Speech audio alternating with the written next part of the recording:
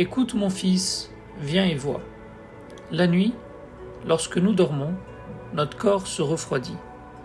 Il en va de même dans la nature. En hiver, la nature hiberne. Et quand vient le printemps, avec le soleil et l'eau que la terre a reçus, tout fleurit de nouveau. Il en est de même avec l'homme et son feu intérieur. L'homme qui a été créé, masculin et féminin, ensemble, dans une harmonie et dans un équilibre parfait.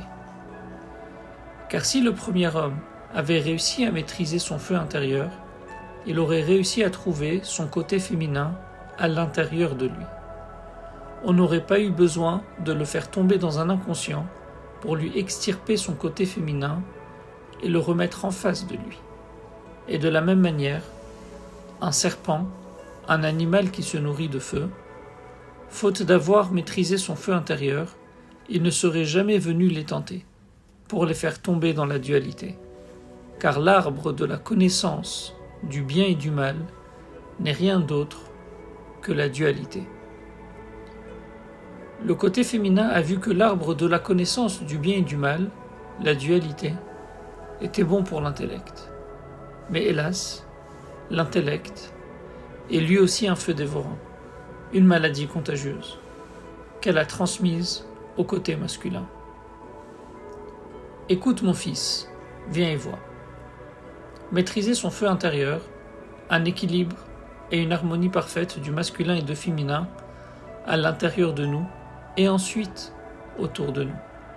Ne pas tomber dans l'intellect et la dualité, c'est cela que nous apprend la parabole de cette histoire qui nous est racontée dans la Torah, du premier homme et de sa femme, Adam et Chava. N'oublie pas et ne te trompe pas, si la Torah nous donne ses enseignements, c'est pour ne pas tomber, et si nous sommes tombés, c'est pour nous permettre de nous relever et revenir vers la route de l'arbre de vie.